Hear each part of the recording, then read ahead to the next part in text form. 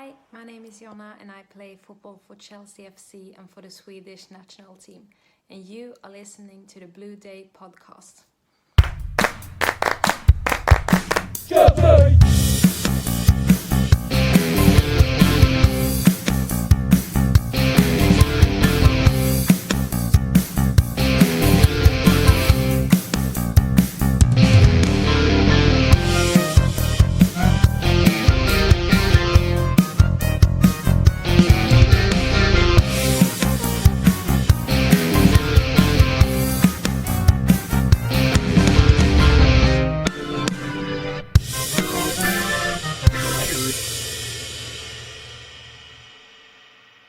Welcome back, my friends, to the podcast that never ends. Yes, this is the Blue Day podcast for Chelsea fans everywhere. Every day is a Blue Day.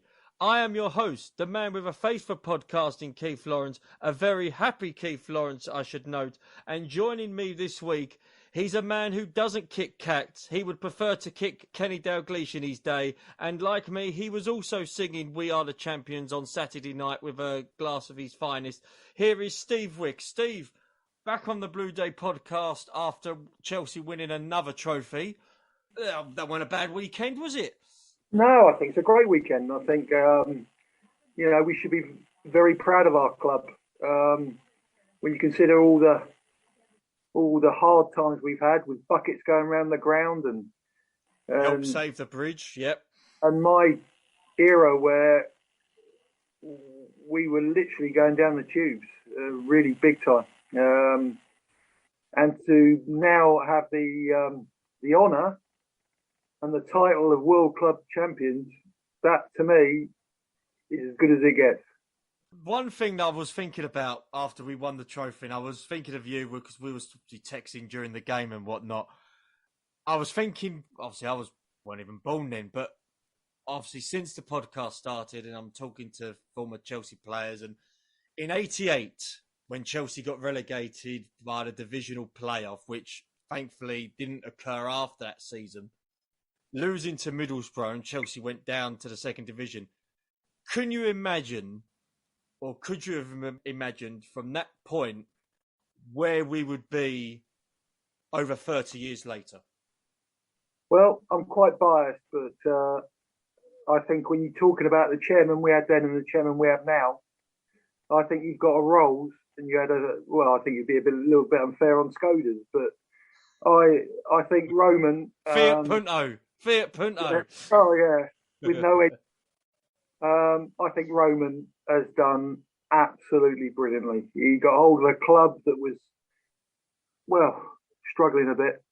And do you know what? I was very, very... One of the stats that came out about the game on Saturday, that now means that Roman has won everything. And I think that man deserves it. He's put his money where his mouth is. He's made some very hard decisions. But how can you question someone that's won everything? Everything. And I'm pleased for him. He deserves it.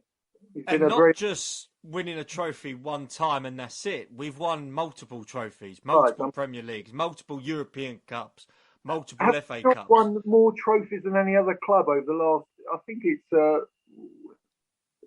isn't it? Haven't we won more trophies than any other club in this country over the last 10 years, 15 years or something? I think it's 15 to 20 years, yeah. Yeah, and that's down to him. And I know, we all went mad when Frank went.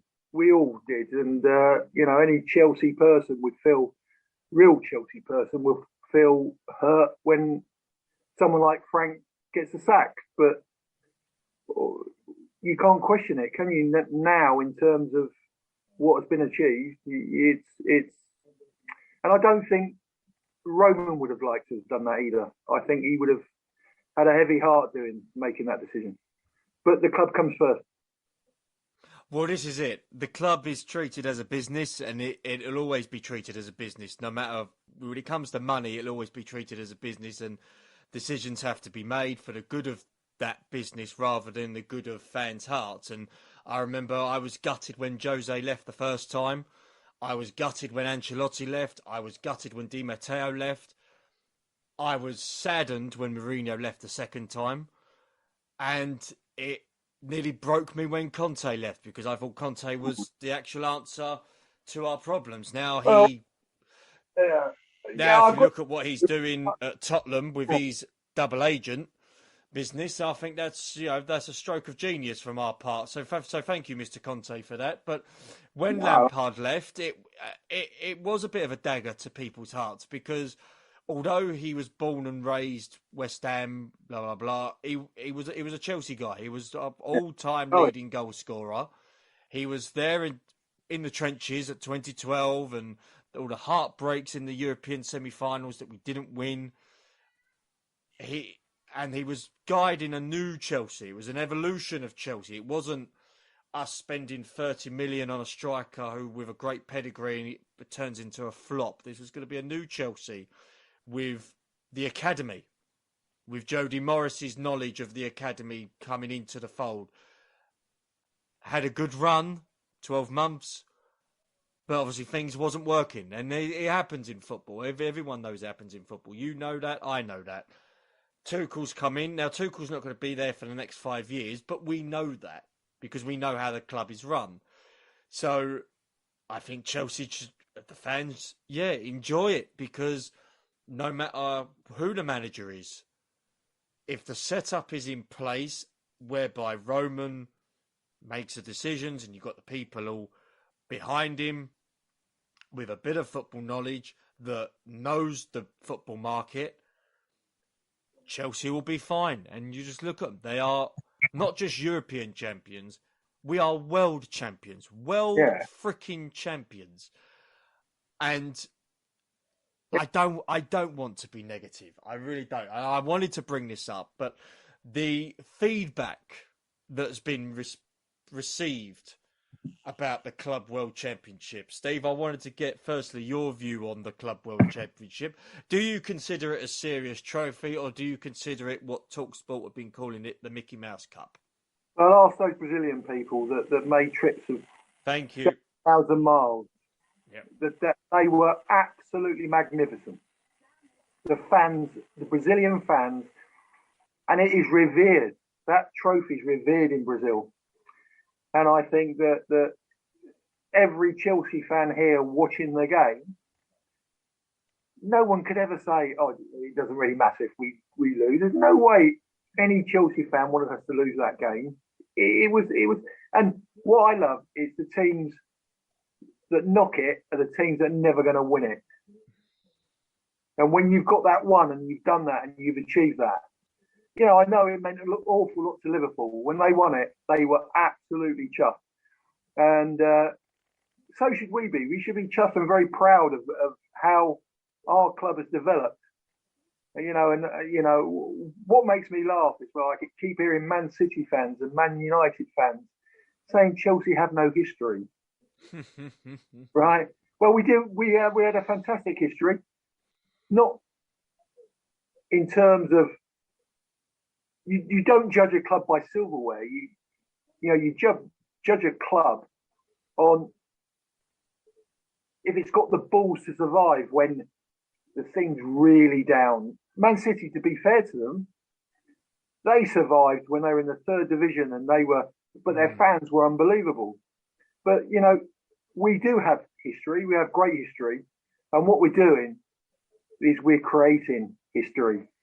And in years to come, when people look back, no one will ever accuse us of not having any history anymore. There you go. And I do want to make a point of the Palmeiras supporters, and there was a couple of people on social media that was asking the question, oh my God, they're taking this too seriously, blah, blah, blah. And I'm thinking, well, to them, this is their Champions League final, so to speak. I know they've got the Copa Libertadores, but you try telling Thomas Tuchel that this trophy didn't matter, because he was kept going to the airport. He kept getting positive results with regards to his COVID tests, and it was only by the stroke of luck on the day of his flight he got a negative result. But he kept persisting by taking tests and persisting by going to the airport. Are you telling me that this manager didn't care about winning the trophy? Are you telling me someone like Azpilicueta, who has won, well, now has won everything, but beforehand He's won Premier Leagues, he's won Champions League. Oh, it didn't matter to him. Rudiger's reaction when Havertz scored the penalty. You telling me that they treated this as a friendly competition? No, I don't think so. No. And I just feel that we should treat it seriously. So anybody, and the club, to their credit, have actually brought out the new shirt for this season, and it's now got the FIFA Club World Championship badge firmly in the centre. The gold star. The gold star, yes, the gold badge. Yeah. My God, I would urge nearly every I know it's going to cost, and I've looked at the price, but I would urge every Chelsea supporter to go out and buy one, because we are not world champions every single year. And it but just no one can take that away from us, Keith. No one can take that away from us now. No. We've done it. We ticked the box. And there isn't many clubs in this country that have done that, is there? No, only Manchester United and Liverpool. So, we're up there. Yes. Too much bigger than those two clubs, do they? Well, exactly right. In regards to the game itself, we won't touch on the semi-final too much because that was a complete bore. But the final itself, Palmeiras was a tough opponent for us to break down, and people are going to moan about Lukaku. We're not going to do that, because at the end of the day, the stats will say Lukaku scored 2 goals in 2 games, 1 in the semi and 1 in the final. What else do you want him to do? So I thought Lukaku's performance wasn't as bad as what people make out. Great header. Fabulous. My God, what a header. Great header. Yeah. And what, listen, you have £100 million player up there, right? And for once we get a decent crossing where his strength, playing to his strength. Yeah. He scored a magnificent header. So surely what we got to do is actually play a little bit to his strengths, because listen, he's one of those players, when he's not scoring goals, you look at him and you think, oh my God, what is he offering? He's not going to help play and come towards the ball and knock it off and be silky and classy. That's not his game. But his game is when that ball gets into that 6-yard box and he's going to attack the ball. That's his game. And I think that having seen that goal, the coach has got to play a little bit more to his strength, because we're not at the moment. We're not playing to his strength at the moment. I said to you, I text you at half time, and I said to you, the problem is we've got to up the tempo. Yes, you did. Yeah. It was like, if 10 goals was, we used to play a 5-a-side at Chelsea. If you got 10 passes in, it was a goal. Well, I think we'd have been about 50 up at half time if because we were passing for fun. But we were, when you get the ball, when you receive the ball, your first look has to be forward. Forward. We were looking across the lines, knocking it square. And I think in the second half, we upped the tempo, and that was the difference between the two teams. And we looked so much better for it. And I think that, that's what we've got to do sometimes, is we can't play a possession game when we have a centre forward. If you get across that ball into the box, and it's not only that, if he heads a goal, great. But when he goes up and he causes havoc, the ball bounces down, it can achieve chances for other players to come in and score.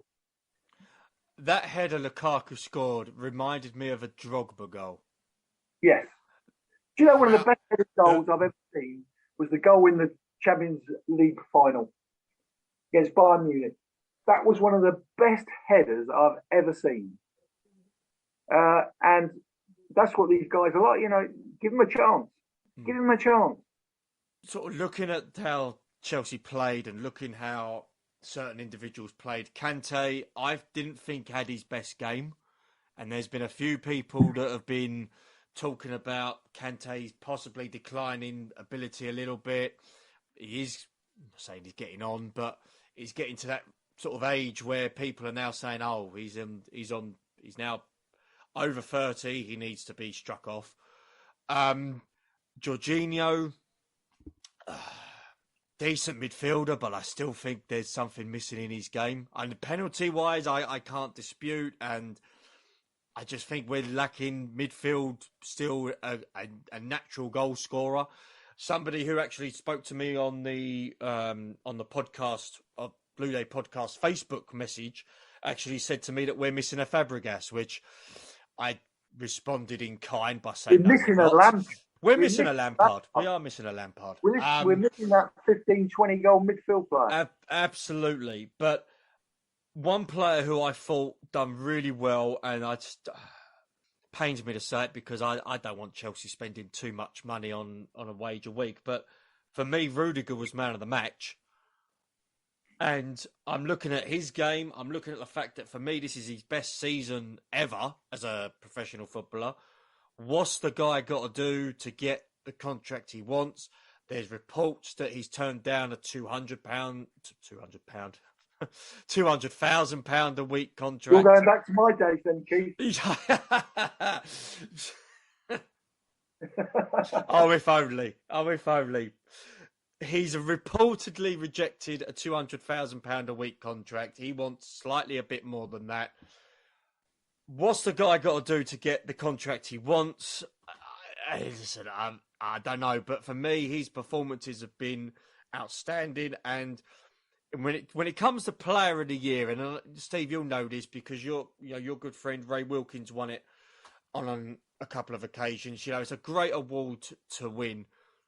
For me, it's got to be down to either Rudy or Azpilicueta this year. No, I think Rudiger has surprised me. I wasn't a big fan of Rudiger up until the last year. I always felt that, when you look at Van Dijk, I always thought Van Dijk looked a class above Rudiger.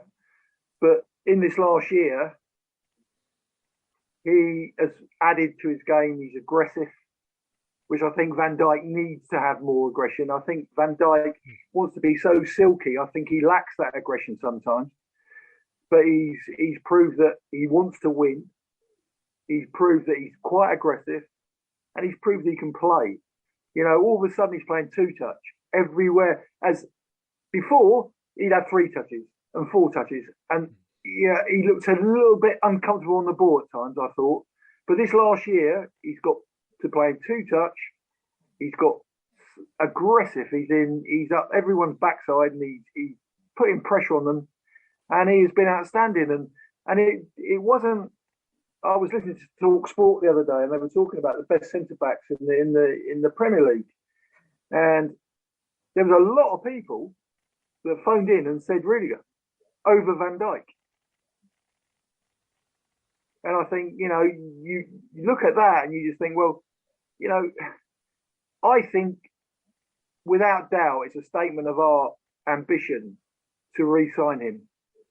I'm not so sure, Keith, that a deal hasn't been done with regard to him elsewhere. Because if he's as happy as he says at Chelsea and he wants a little bit more, I don't think Roman would risk anything for an extra, 25 grand a week. I'm a little bit concerned that a deal has been done behind Chelsea's back on this. And that's what I'm looking at the moment, because I'm thinking, well, hold it a minute. Chelsea ain't going to let him go. And yet that deal isn't being signed.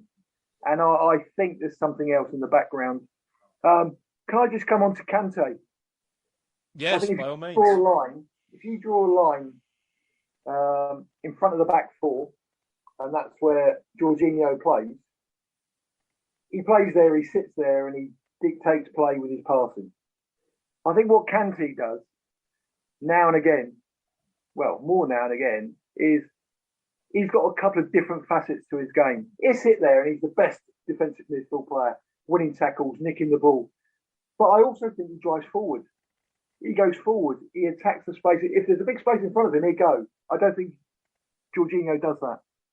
And I think he gives more in that position than Jorginho. And I think Jorginho is made for the French game, the Italian game. I'm not so sure he's made for the English game. I think Kante, and people say, well, I thought at times him and Kovacic, who I thought every time there's 10 yards in front of him, he'd drive forward.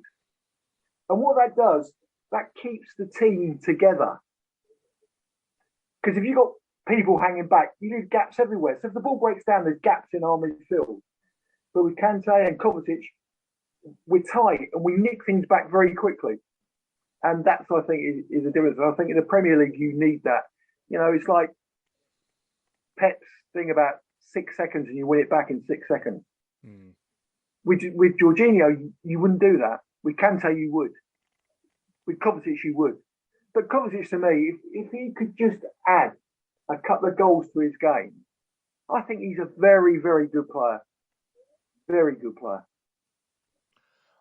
Another player that I've been a fan of since we bought him. I was delighted when I heard the news and I remember where I was when the news came that we signed him, and since then I've not been disappointed. He's been one of my favourite players in the Roman era, and that's Dave. That's Cesar Azpilicueta.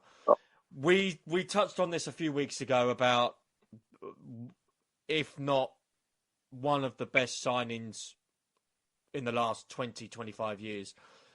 He has won the lot with Chelsea. I'll ask you quick, Steve, in regards to his contract situation, do you think we should offer him a new deal? Not just because we won the Club World Championships, but what he brings to the table. And it was funny, I was listening to the commentary on the game on Saturday, and Mark Hughes, former Chelsea striker, made the point in regards to Azpilicueta is he will be a big loss, not just because what he can give on the pitch, but off the pitch. And he's a leader of men. You know, very rare do you find leaders who have the integrity to set examples to young kids and players within the club. He has been the most incredible professional, and also if there was a knighthood in the Chelsea situation, he'd be Sir, because of the way he's behaved, the professional way he lives his life, the leadership he gives to everyone, the desire that man has is unbelievable.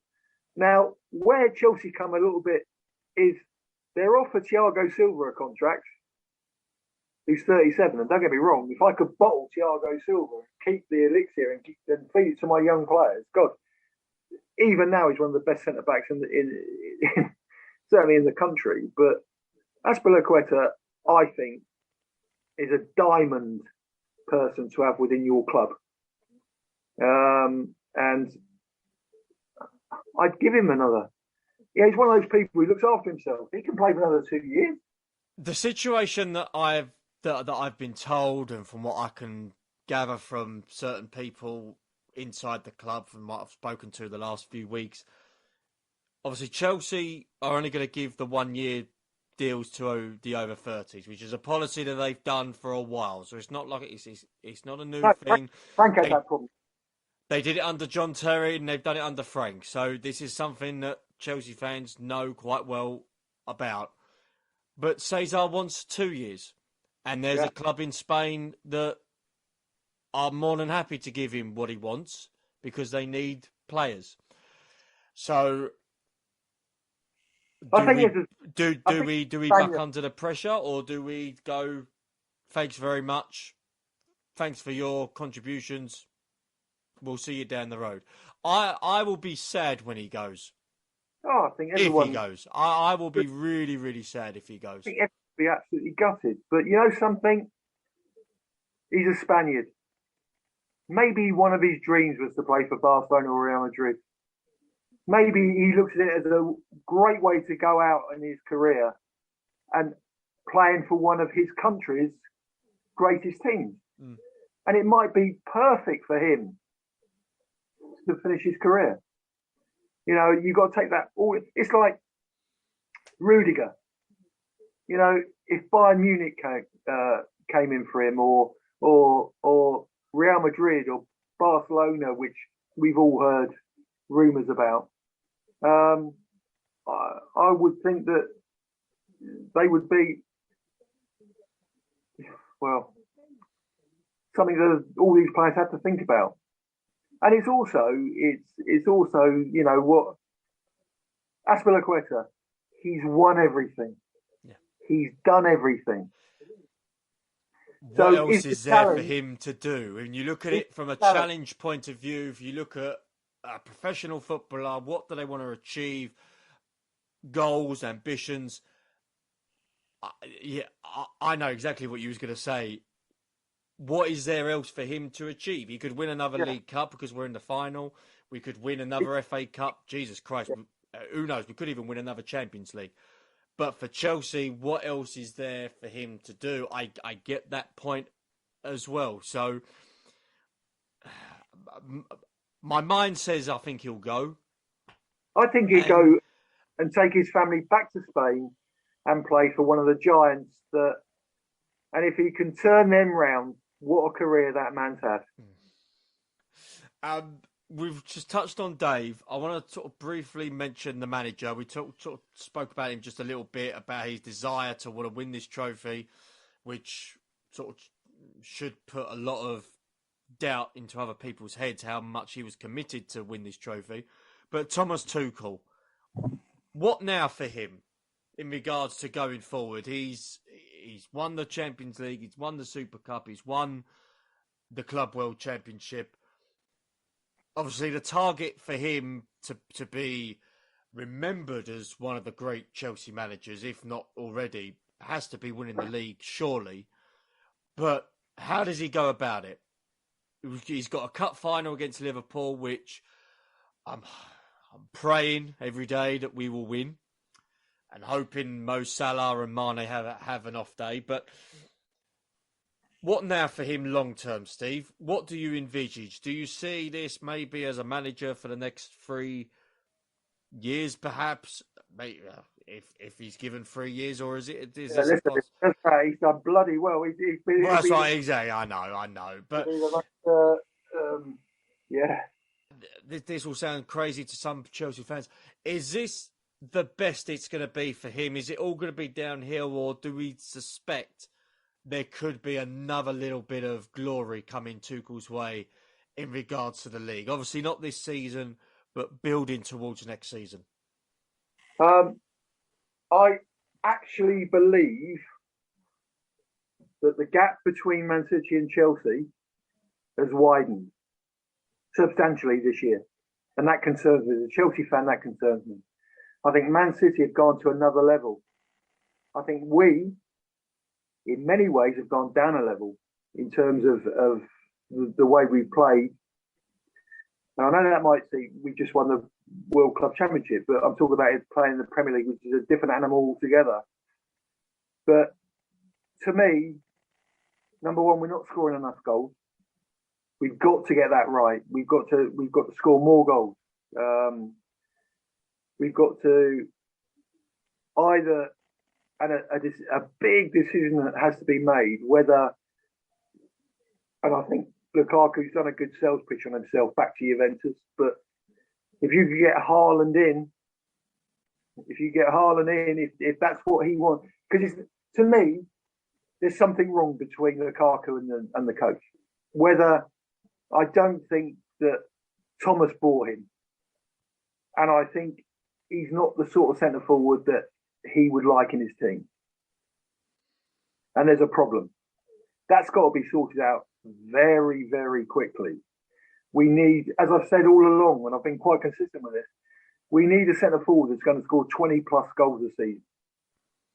We also need a midfield player that's going to score between 10 and 15 a season. You have Mason, who's going to hopefully get to 10, 12 this season, maybe a little bit more. But also, Mason isn't firing on all cylinders either at the moment. I'm a little bit concerned about his form. And Chelsea are winning trophies, and I'm looking at it and saying, yeah, but we're only firing off of 2 cylinders. There's so much more that we can achieve, and so much more as a team that we can. Defensively, we're great. Defensively, we're great. We've got 2 very good goalkeepers. I just want to remind you, Keith Lawrence, we've got two very good goalkeepers, right? We've got a very good back four. Whoever you put, mind you, there's going to have to be changes. And, you know, the thought of signing De Ligt, and I've heard a couple of rumours about that. I'd love him to sign for Chelsea. I'd love him to sign for Chelsea, De Ligt. But we still, we've got a little bit of tweaking to do in order to get the Man City machine. Because they are a machine at the moment. And the difference is, we score a goal, and all Chelsea fans are biting their fingernails because they want that second one to put the game out of reach. And so many games, we haven't done that. Man City, they score 2, 3, 4, 5. You know, they're relentless. And that's what we've got to become. I'm glad you mentioned Man City, because this will bring me on to the main event of the show. Not sure if... Actually, I know he didn't play while you were still playing, Steve. Do you remember a footballer by the name of Craig Burley? Now, this has been brought up to my attention a few times in the last 24 hours. Do you remember a footballer called Craig Burley? I certainly do, yeah. Right. Have you heard what he has said in the last 24, 48 hours about Chelsea in the Club World Championships? No. You haven't heard, right? Okay. Firstly, for those of you that may not be aware, Craig Burley played for Chelsea. He also played for other numerous clubs, I think Celtic and Derby in his time. But to some, he will be remembered for the player with no two front teeth. But he'll also be remembered for the guy with the atrocious back pass in the 96 FA Cup semi-final against Manchester United at Villa Park, which allowed David Beckham to score the all-important goal which knocked Chelsea out. Many Chelsea fans haven't forgiven Mr. Burley for that, and I think Mr. Burley has not forgotten about that, and also how he was treated by a certain Ruud Gullit as he was left out of the 97 FA Cup final squad. He was not even on the bench, and he's made one or two sort of interesting remarks about that particular time, about how his wife was upset that he wasn't involved, and oh god, it seems as if he's got a bit of, not just a chip on his shoulder. It feels like he's got a massive potato factory on his shoulders in regards to the amount of chips he's got. Mm-hmm. But he does punditry for a show called on ESPN, which I do sometimes watch, but then I've realised that it's a load of nonsense and there's not really a lot of credibility into that show, so I try to avoid it. But Mr. Burley, and this is on to a lot of the media outlets, it's got here, Craig Burley slammed his former club for treating the competition, the Club World Championships, with respect live on air, and took aim at the goal scorers Romelu Lukaku and Kai Havertz. This is the start of it, and I quote, "I don't even watch this competition. I think it's a nonsense. They're off salivating about winning it. You've got Romelu Lukaku scoring a good header, and you've got Kai Havertz scoring a penalty. Do it when it matters." I will continue. "All right, Havertz scored in the Champions League final. As they're off celebrating like they've won the World Cup, Manchester City are racking up a 16-point lead on Chelsea, where it really matters, the Premier League. The big competition for them. They're off celebrating like the Club World Cup is the best thing since sliced bread. Meanwhile, they're getting their backsides booted all over the place by Man City. The Club World Cup is a showcase event, a plastic trophy. I don't buy £100 million striker to win this bloody Club World Cup. I buy them to challenge Man City and Liverpool in the Premier League." End quote. He also tweeted, and it was pretty much what was said in this interview, "As they're off celebrating like they've won the World Cup, Man City are racking up a 16-point lead on Chelsea where it really matters. I don't buy £100 million strikers to win the bloody Club World Cup." End quote.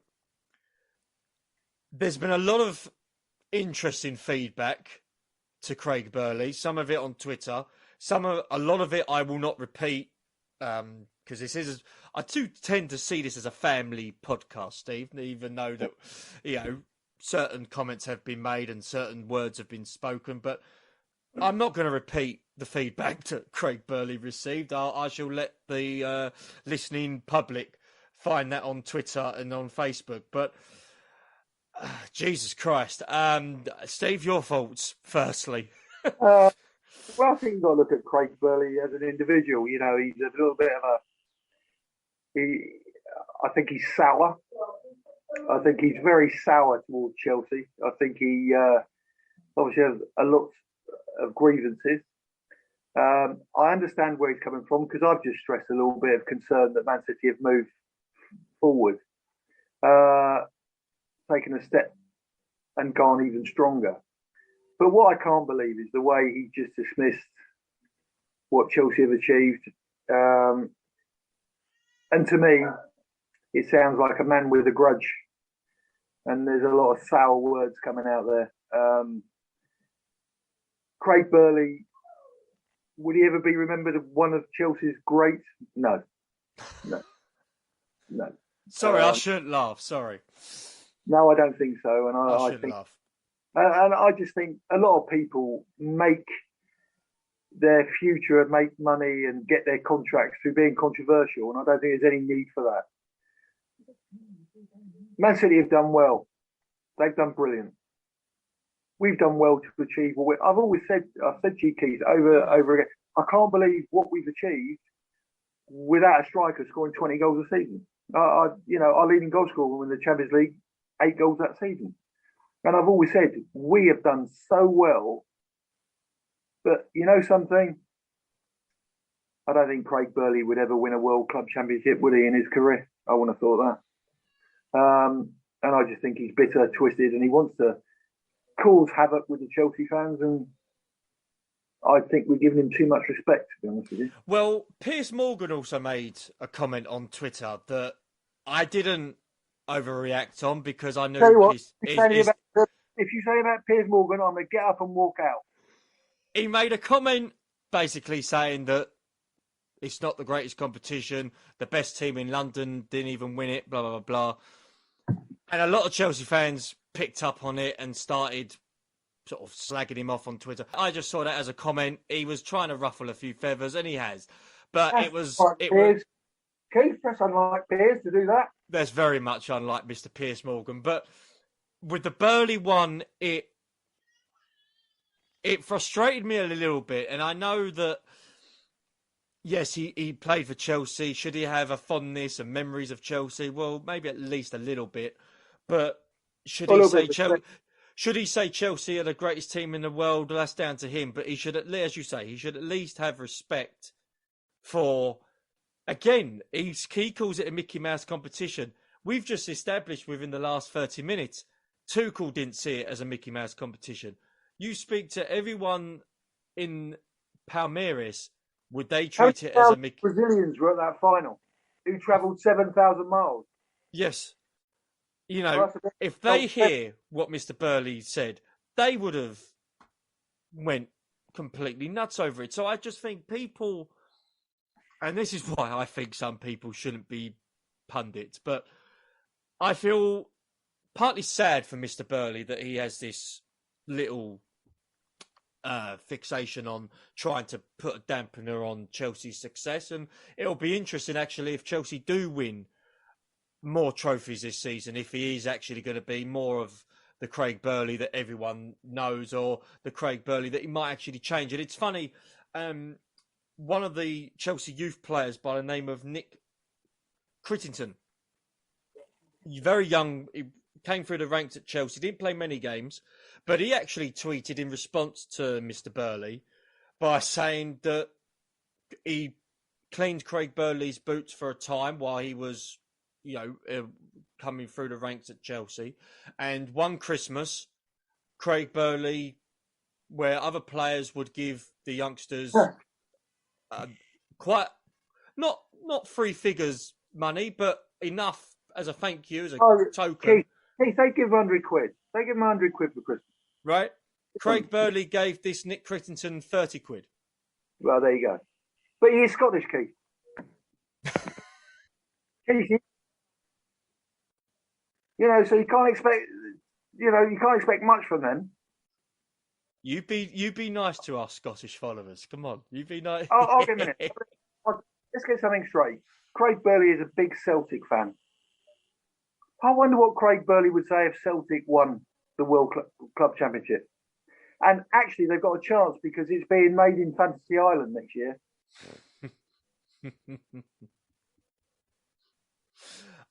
I think this is the only time Mr. Craig Burley's going to be on the Blue Day podcast. So I do believe we should move on from there. But we will end on a good note. We will talk about sort of previewing where we think Chelsea could. This is a very important week for important month for Chelsea.